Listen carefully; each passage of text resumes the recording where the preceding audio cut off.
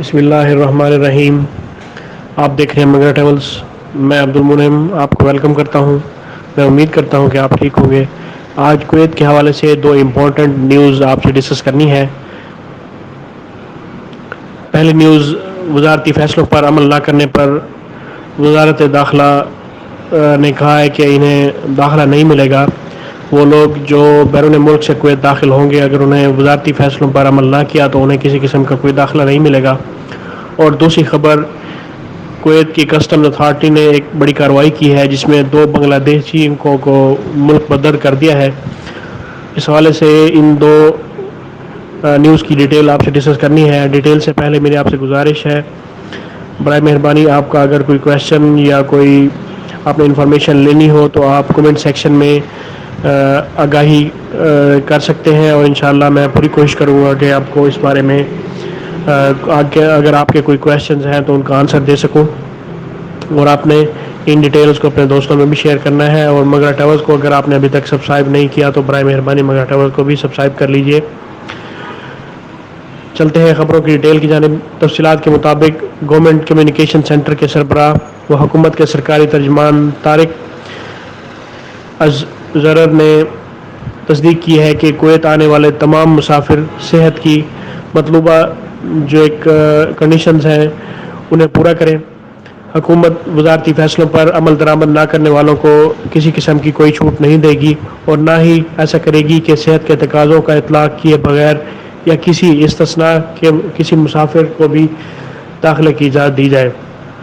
انہوں نے مزید کہا کہ آج بدھ کے روز کویت نیوز ایجنسی کو ایک بیان میں کہا گیا ہے کہ آنے والے مسافروں کو لازمی طور پر PCR ٹیسٹ کا ایک سرٹیفکیٹ پیش کرنا ہوگا جس میں ابھرتے ہوئے کرونا وائرس کی نیگیٹو رپورٹ ہوگی، اور اس کے ساتھ کویت ایئرپورٹ پر آنے والے مختلف نیشنلٹیز کے افراد کے لیے رینڈم سواب ٹیسٹ کا بھی اہتمام کیا جائے گا۔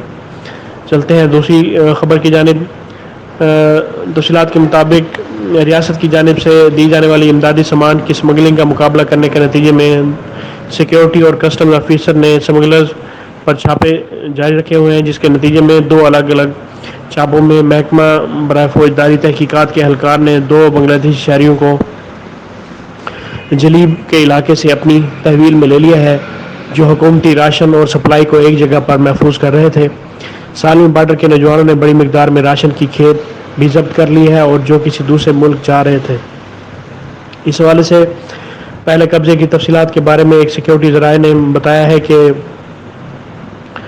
انویسٹیگیشن آفس کے مطابق بنگلہ دیشیوں کو اس وقت گرفتار کیا گیا جب انہیں جلیب میں ایک گودام کے وجود کی اطلاع موصول ہوئی اور جس میں سبسڈی کی ایک بڑی مقدار موجود تھی۔ تلاشی اور نگرانی اور تفتیش کے بعد انہوں نے اسے یقینی بنایا، اور انہوں نے مزید کہا کہ جاسوسوں نے ایک ایسی فورس تشکیل دی جس نے اسٹور پر چھاپہ مار کر سامان جو ہے وہ قبضے میں لے لیا اور بنگلہ دیشی شہریوں کو بھی گرفتار کر لیا۔ دوران تفتیش ملزمان نے اعتراف جرم کرتے ہوئے کہا کہ وہ یہ سامان سپلائی مراکز سے وصول کرنے کے بعد شہریوں سے اس سامان کی اصل قیمت خریدتے ہیں اور پھر انہیں کویت کے باہر دگنی قیمتوں میں بھی فروخت کر دیتے ہیں۔ اور اس حوالے سے کسٹمز کی عمومی انتظامیہ نے ہر ایک کو خبردار کیا ہے کہ جو کوئی بھی اس حکومت کی جانب سے دیے جانے والی اس راشن کی تقسیم میں کسی قسم کی خرید و فروخت کا حصہ بنے گا، وہ قانون کو اپنے ہاتھ میں لے گا اور احتساب کے سامنے اس کو لایا جائے گا، اور اس کے خلاف کسٹم اقدامات کے خلاف کارروائی کی جائے گی۔ تو یہ 2 امپورٹنٹ اپڈیٹ تھیں جو آپ سے ڈسکس کرنی تھی۔ انہیں اپنے دوستوں میں شیئر کریں تاکہ آگاہی ہو سکے۔ مجھے اگلی ویڈیو تک کے لیے اجازت دیں۔ اللہ پاک ہم سب کا حامی و ناصر ہو۔ اللہ حافظ۔